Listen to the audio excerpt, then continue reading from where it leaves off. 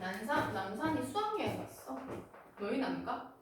9월 9월? 아 가을에 10월? 10월 10월에 120페이지 120페이지에 있는 공부 도화가 한번 볼게.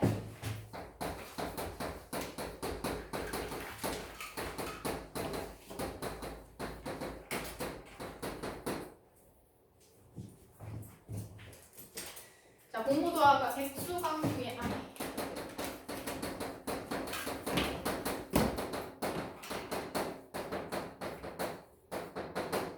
이렇게 되어 있네. 그래서 갈래가 고대가요라고 돼 있어. 고전시가 우리가 시대의 흐름상으로도 봤을 때 제일 앞쪽에 있는, 그래서 고대 부족국가부터 삼국시대 초까지, 그지? 초반에 이제 지어진 것을 우리 고대가요라고 얘기를 하고, 이 고대가요 같은 경우에는 배경설화다, 그지? 라고 하는 게 또 특징이 되고, 그 다음에 구전대다가 또 한역되어서 전해진다라고 하는 거. 자, 그러면서 이 고대가요 같은 경우에는 그 중앙고는 프린트물에도 있었지만 이제 집단노동요와 같은 구지가, 그지? 그런 것들도 제시가 되고, 개인 서정을 노래하는 거 여기엔 없지만 저 뒤에 이제 이 작품 속 활동 속 작품에 있는 항조가 아니면 정읍사 이런 것들이 이제 서정가요로서 제시가 되지. 여기는 공모도화가도 마찬가지. 자, 그래서 서정가요. 성격 서정적, 애상적, 체념적이래. 주제는 인의 죽음으로 인한 이별의 슬픔과 한. 현재는 우리나라 최고의 서정시다라고 되어 있고, 물의 상징적 의미를 중심으로 시상을 전개한다. 문학이 많고 또 고전시이기 때문에 외부 지문이 굉장히 많이 나올 수가 있고, 이 첫 번째 나올 수 있는 것은 이 물의 의미와 관련해 가지고 다른 고전시나 또는 현대시에서 쓴 물의 의미 있지 비교해 가지고 나올 수 있는 부분이야. 핵심 1. 실적하자. 사랑하는 임의 물에 빠지는 모습을 안타까운 심정으로 바라보고 있는 아내. 그래서 물에 들어가려고 하니까 말리는 모습 나오지. 하지만 시적 대상인 이 백수강부는 스스로 물에 빠졌다라고 얘기를 하는 거. 이 상황을 지켜본 고조선의 백사공의 강리자부가 집에 돌아와 자기 아내인 여옥에게 이야기를 들려줬다. 돼 있어. 그 정서 변화, 1행에서 2행, 3행에서 4행 어떠한 정서 변화가 있는지 제시되지. 근심, 걱정, 불안, 조조. 마지막에는 걱정되지만 결국은 자기의 그 남편이 죽고 난 뒤에는 그래 뭐 어쩔 수 없지 체념하는 모습. 물론 안타까워하는 정서도 있지만. 핵심 3. 물의 이미지 이렇게 돼 있어. 자, 물, 임과의 단절, 임의 죽음.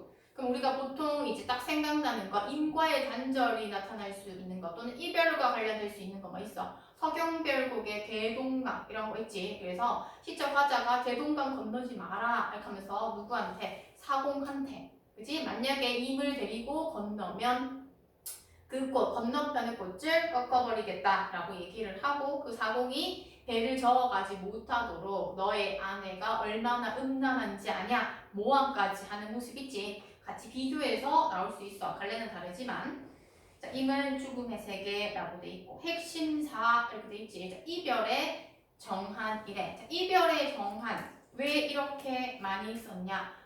이별의 정한은 가장 보편적인 정서야. 조선시대든 고려시대든 신라시대든 현대든 다 사랑하고 이별하고, 이별하고 난 뒤엔 정도 생길 수 있고 한도 생길 수 있고 원망도 생길 수 있고 딱 똑같아. 시대 상관없이, 그 다음에 계층 상관없이. 그렇기 때문에 이렇게 계부가 제시되는 부분이고, 이별의 정한과 관련해서 어렵게 나온다면 이런 우리가 일반적으로 아는 이런 알려진 시 말고 지금 현대 작가들이 쓰고 있는 이별의 정환을 드러낸 시가 나온다 라고 하면 당황할 수가 있어. 왜? 그만큼 보편적인 정서이기 때문에. 자, 고대가요 공무도화가 고려가요 가실이랑 서경별곡. 그래서 그 프린트물에도 이 고려가요 할 때 가실이랑 서경별곡이 있었지. 둘 다 이별의 정환이고, 하지만 가실이와 서경별곡의 태도 차이는 이지. 가실이는 소극적이고 체념적이지만 서경별곡 같은 경우에는 적극적이야. 그러면 만약에 가실이랑 같이 공모도화가 연계해서 나온다면 화자의 태도적인 측면에서 체념적이다라고 하는 공통점도 있겠지. 만약에 서경별곡과 비교해서 나온다면 또 태도적인 차이를 모를 수 있는 부분이고. 자, 그 다음에 한시 정지상의 소민. 이것도 같이 연계될 가능성도 높지. 왜냐하면 얘는 이별의 정안도 있지만 여기서도 물이 나와. 대동강하면서. 그치? 그래서 이별의 눈물을 흘리는데 이별의 눈물을 너무 많이 흘려가지고 대장금 물이 마를 리가 없다라고 하는 그 대동강과 이 물의 차이는 또 어떻게 있는지. 그치? 그렇게 또 체크해 볼 수가 있고. 황진이 시조, 김소월의 진달래꽃 이렇게 있는데 김소월의 진달래꽃은 뭐 중학생에 또 나오는 거기 때문에 얘는 진짜 쉽게 나와야지 나올 수 있는 부분이고 내 생각에는 다른 현대시를 넣지 않을까 싶다. 그러면서 밑에 이제 활동석 작품 해서 황조가라고 되어 있지. 얘는 똑같이 고대가요 서정가이고 서정적, 애상적, 주제, 임을 잃은 외로움과 슬픔 이렇게 되어 있어. 두 번째, 이 황조가의 특징, 시적 화자와 대비되는 자연물을 활용한다. 대비를 통해서 화자의 정서를 강조하는 것도 객관적 상당물이다 라고 얘기를 했어. 이것도 조금 이따가 뒷페이지에서 하도록 할게. 내용은 짧아가지고 많이 할 건 없는데 연계해서 나올 수 있는 작품들이 워낙 많았어. 자, 한번 봅시다. 이마 그 물을 건너지 마오라고 있다. 이미 너무 걱정되어서 건너지 마오라고 얘기를 한다는 것은 그 힘에 대한 뭐가 사랑이 있기 때문에 말리는 거야. 그래서 물을 건너려는 힘을 뭐 만류함이라고 되어 있어. 근데 물을 건너지 마오. 건너면 큰일 나요 라고 얘기를 하는 애절함도 느껴지지.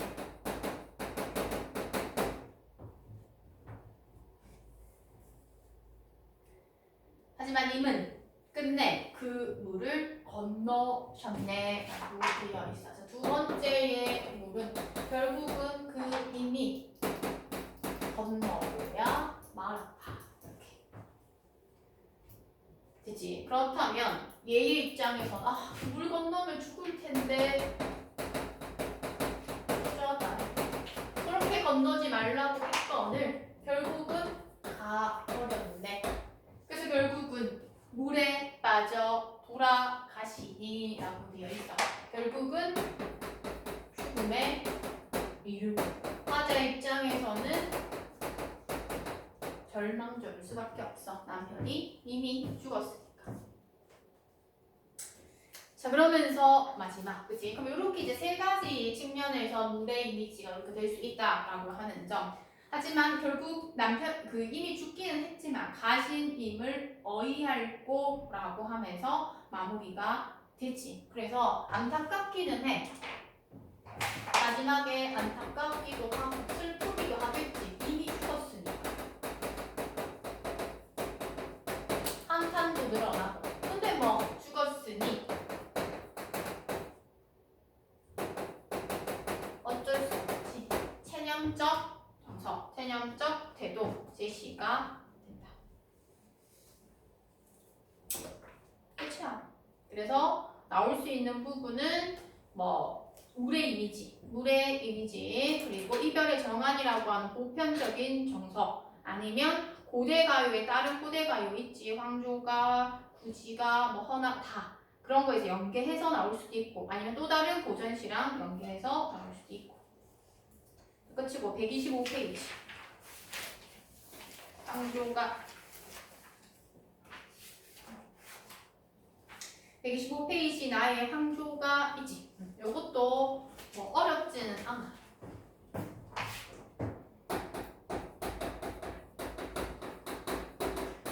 그래서 공모가나 황조가 같은 경우에는 사실 한 번 딱 제대로 공부하면은 막 나중 돼서 기억 안 나고 그렇진 않을 거야. 자, 펄펄 나는 저 깨꼬리 암수다정이 덩닦구나 라고 돼 있어. 1에서 2부에 있어서는 깨꼬리가 나오고 자, 이 깨꼬리는 암수가 정답다라고 돼 있어. 그지? 그러면서 그 다음 행 3행에서 3구에서는 외로워라 이내 몸은 니와 함께 돌아갈 거라고 돼 있다. 시적 화자 나가 드러나고 얘는 뭐 외롭대. 시적 화자의 정서가 직접적으로 제시돼. 그러면 나는 누구와 함께 돌아갈 거라고 한다는 건 인과 함께 하고 있는 상황이 아니다라는 걸 파악할 수가 있고, 그러면 저 깨꼬리와 나의 상황이 대비되네. 그치? 그렇다면 우리가 지난 시간에 배웠던 감정이입도 객관적 상관물 안에 들어가 있지만 여기 나와 있는 이 깨꼬리는 나의 정서, 나의 상황과 대비를 통해서 객관적 상관물이구나. 그치? 그걸 통해서 강조하고자 하는 정서는 얘지 뭐. 내가 진짜 외로워요. 저 깨꼬리와는 다르게요. 라고 얘기하는 부분이야. 됐나? 자, 그럼 이제 1에서 2부는 뭐 선경, 깨꼬리가 나오니까 뒤에 나는 외롭습니다. 후정, 정서. 그래서 시상정객 방식이 성경 후정이 드러난다라고 볼 수가 있어. 되지? 그럼 둘 다 어쨌든 공통점이 황조화와 공무도화가의 공통점은 이별의 상황이야. 그지? 이별 상황에 있어가지고 이별 상황에 있어 황조가는 외롭고 공무도화가는 이미 갔고, 그지? 상황적인 측면에서 그렇구나. 차이점. 자, 차이점은 공무도화가와 그리고 황조가 두 개의 차이점 우리가 살펴보면, 공무도화가 같은 경우에는 이미 어디에 이제 물을 건너서 죽었잖아. 그렇기 때문에 얘는 뭐 했어? 체면했어. 이별을 했으나 인과의 재회를 바라지는 않아. 그치? 하지만 황조가 같은 경우에는 이 님이 없어가지고, 그치? 누구와 함께 돌아갈고 하는 거기 때문에 얘는 인과의 재회를 바란다. 이렇게도 볼 수가 있는 부분이야. 그치? 그래서 그러한 측면에서도 비교해 볼 수가 있겠다.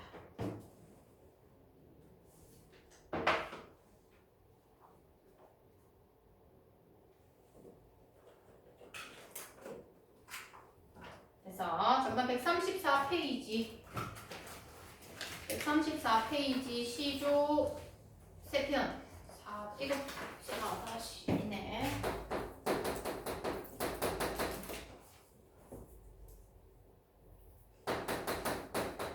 몇 편이가 3편?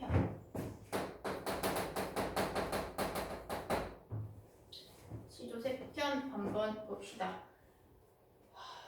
시조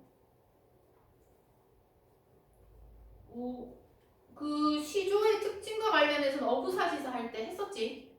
그렇기 때문에 따로 하지는 않는다. 자, 시조가 총 3가지 제시가 되는데, 첫 번째 작품 개관 한번 보면 얘는 성격이 낙천적, 뭔지 알지? 달관적. 달관적은 뭐야? 어떠한 것에 얽매이지 않는 태도를 우리는 달관적이라고 얘기를 하지.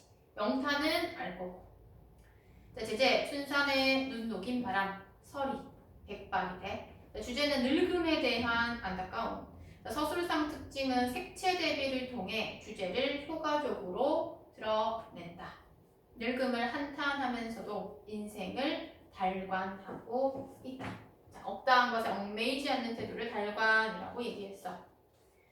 자, 그 다음에 이제 성상문의 시, 수양산 바라보면 이거 유명한 시지. 자, 얘는 성격이 절의적, 지조와 절개를 드러내는 절의적, 그리고 비판과 풍자가 특징이고 백의숙제고사가 드러난다는 거. 주제는 죽음을 각오한 굳은 지조와 결의, 단종을 향한 굳은 절개. 그럼 얘는 지조와 절개를 나타내는 게 핵심이기 때문에 1번부터 5번 선택지 중에 절개나 지조를 드러내는 거 똑같은 거 찾으라, 또는 아닌 것을 찾으라 라고 하는 거 나오겠지. 표현상 특징, 중의법, 서리법, 비유. 그리고 얘는 특이한 거 2번이야. 그치? 다른 시에서와 좀 다르게 일반적 상식을 뒤집어서 표현해가지고 결계와 결의를 강조했다. 이런 측면. 왜 뻐들거릴 거는 이제 이미 많이 아는 거지. 그래서 기녀가 홍량이 지은 시이기 때문에 감상적, 애상적, 여성적 주제는 이변에 정한.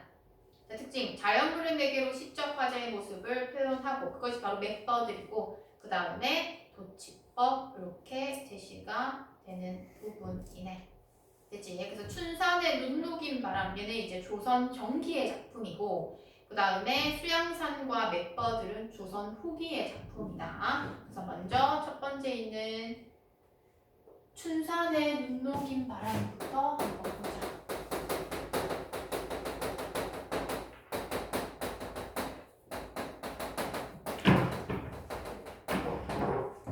이렇게 되어 있어. 보자.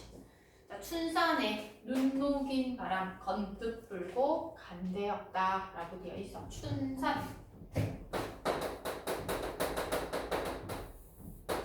자, 한자만 보면 봄춘자에 산산자 이렇게 볼 수가 있어. 밑에 어휘풀이 보면 시조집의 표기가 조금씩 다르고 진본에 있는 청산으로 표기된다 라고 얘기를 하는데 여기서는 뭘 뜻한다? 젊음을 뜻한다. 젊음을 비유했다. 뜻이가 되지.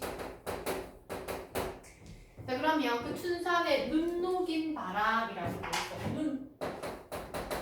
눈이라고 얘기를 하는 건 이제 하얀 부분이기 때문에 얘는 늙음과 연계된다. 이렇게 살펴볼 수가 있는 부분이야. 흰색 이미지니까. 그러면 춘산의 눈 녹인 바람 건뜻 문뜻 불고 간대 없다라고 얘기하지. 즉 청춘이 뭐였다? 지나갔다는 거야. 그러면서 잠깐 빌려다가 불리고저 말이 우회라고 되어 있어. 잠깐 빌려다가 뭐를 머리 위에 뭐 하고 싶다고 불게 하고 싶다. 봄바람을. 그지? 그렇게 하고 싶대. 그러면서 귀 밑에 해묵은 서리를 이라고 되어 있다. 서리도 흰색이야. 그지? 눈 밑에 해묵은 서리를 녹여볼까 하노라. 그러면 그 흰색이 늙음과 관련되는 부분이기 때문에 그걸 녹이면 다시 젊음을 우리가 볼 수 있는 부분이잖아. 그렇기 때문에 그 서리를 녹여볼까 하노라 라고 얘기를 해. 그래서 이미지상으로 얘네가 대비를 이룬다 이렇게 얘기하는 부분이야. 그래서 왼쪽에 134페이지 정리 잘 돼 있어. 춘산과 눈서리 정리 잘 돼 있다. 그렇게 해서 대비적으로 제시가 되고 그렇다고 해서 늙은 것에 대해서 내가 원망하거나 절망하거나 그렇게 부정적인 감정은 나타나지 않는다. 그냥 녹여볼까 하노라 라고 얘기하면서 늙음을 한탄하기는 하나, 그지? 인생을 달관하는 여유 마지막 부분에 인생에 대해서 달관하는 모습이 제시가 되고 조금 여유 있는 모습도 제시된다는 게 특징이다 라고 살펴볼 수가 있어.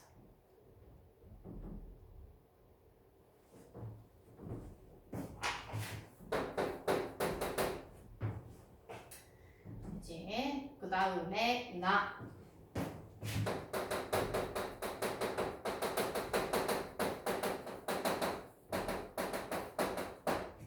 성한문의 시다. 얘는 또 유명한 부분이기 때문에 한번 본다. 자, 수양산 바라보며 이제를 하나누라 라고 되어 있어. 첫 번째 이제 수양산. 여기서는 서술상 특징에 뭐가 있었냐 하면 중의적 의미를 드러내는 시어들이 제시가 된다라고 얘기가 되어 있는데 얘는 첫 번째로 수양대군 세조를 의미하기도 하고 두 번째는 배기와 숙제가 뭐였던 은둔했던 산이야. 백이숙제는 고사 속 인물로 지조와 절개를 잘 지켰던 인물들이지 맞나? 그래서 그 수양산을 바라보며 두 가지 의미로 제시되는 걸 부르는 중의법이라고 얘기를 하지. 수양산 바라보며 이제 백이숙제 밑에 나와있지. 백이숙제를 하나노라. 자, 여기서부터가 이제 두 번째 특징에 우리서 봤던 부분이야. 원래는 백의 숙제를 칭찬해. 왜? 지조와 절개를 잘 지켰던 인물들이니까. 근데 얘는 한탄한데. 왜? 줄여 죽어진들 채미도 한한 것과 채미 뭐라고 돼 있어? 고사리를 캐는 일이라고 돼 있어. 줄여 죽어진들 채미. 자, 굶어 죽는다 한들 고사리를 왜 캐먹었는가라고 얘기를 하는 부분이야. 그치? 자, 그러면 1번을 먼저 적었으니까 얘는 두 가지로 우리가 또 파악할 수 있는데 거기에도 있듯이 이제 백이 숙제가 운둔에서 수양산에 살았는데 이제 그들이 고사리를 캐먹었다는 거지. 그치? 그것에 대해서 얘기를 하는 부분이고 그 다음에 이제 또 성사군과 수양대군의 입장과 관련되며 수양대군의 록을 막는다.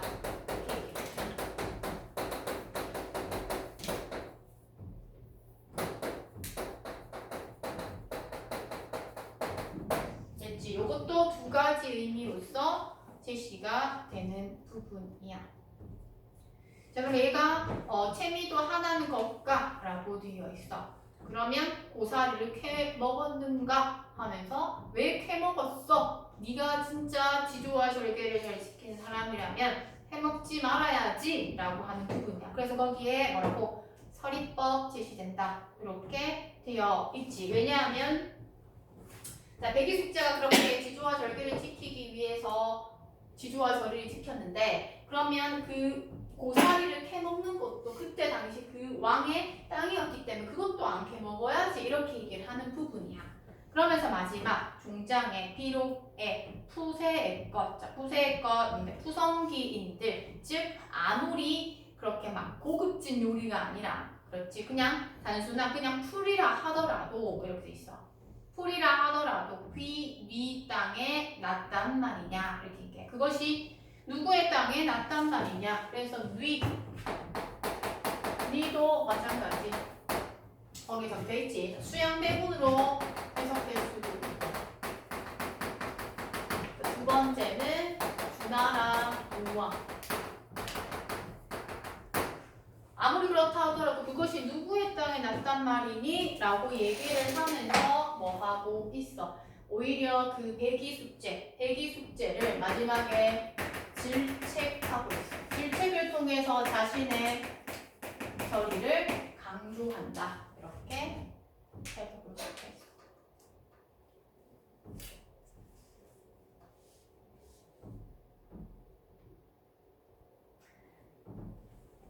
됐지? 그렇게 함으로써 자신의 지도를 강조하는 부분이고 혹시나 이것과 관련해가지고 이 성상문이 써가지고 이 백의숙제 비판했잖아. 그러면 백의숙제를 옹호하는 또 그 시조가 있어. 그 시조에서는 설마 걔네들이 그거를 일부러 먹었겠냐라고 하는 그 내용의 시조가 있거든. 그게 나온다라고 얘기를 한다면 백의숙제 입장에서 또 얘기해주는 부분이야. 비교해서 나올 수 있어. 우리 학원 교재에서는 풀었었던 부분인데 그게 나올 수도 있다.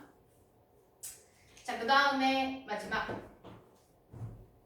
맵버들 가격.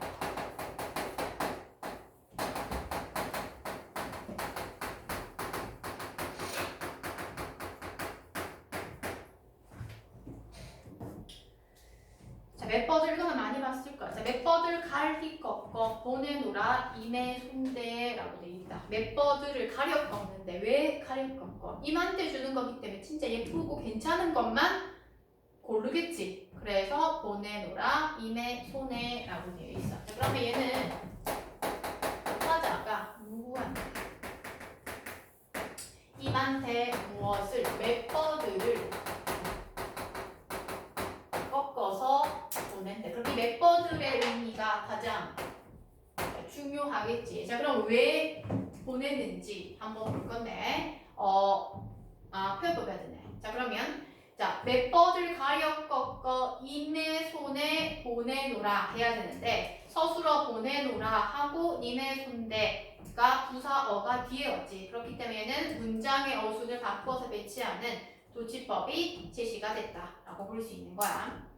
자, 그러면서 자신은 창밖에 심거두고 오셔서라고 돼 있다. 그럼 멤버들 내가 이만테 보내면 주무시는 창밖에 심어두고 보세요. 그러면서 뭐래? 마지막 종장에 밤비에 새잎꽃 나거든 날인가도 여기소서. 아, 멤버들 내가 보냈으니까 여기서 새잎 나면 내 생각해. 그래서 드라마나 영화 같은 데 보면 서로 동물이 될 수 있고 아니면 인형이 될 수 있고 화분 주면서 서로 막 이름 붙여주면서 내 생각해 라고 하는 거야. 그치? 그런 측면에서 이 멤버들은 시적 화자의 분리라고 볼 수가 있고, 그치? 그리고 시적 화자의 마음을 인에게 전달하는 부분이야. 그래서 화자의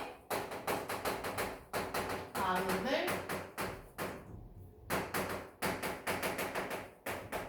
전달하는 그런 매개체로도 살펴볼 수가 있는 부분이지. 그러면서 그걸 보고 나 잊지 마요 라고 여기서는 간절하게 호소한다 또는 당부한다 이렇게 볼 수가 있고, 중장과 종장에는 뭐뭐 쇼셔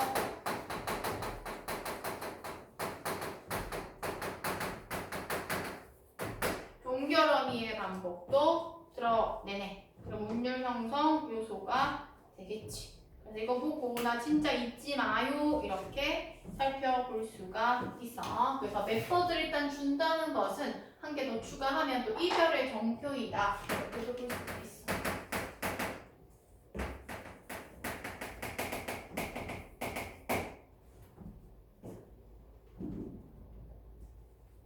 됐지? 그럼 이 시에서는 뭐 나올 게 멤버들의 의미지 뭐. 그치? 멤버들과 관련해서 또 다른 시 제시해가지고 비교하는 문제 파악해라 라고 하는 거. 그러면 만약에 이 세 개를 다 한다라고 얘기하면 어렵게 나오면 어떻게 되겠어? 지금 가부터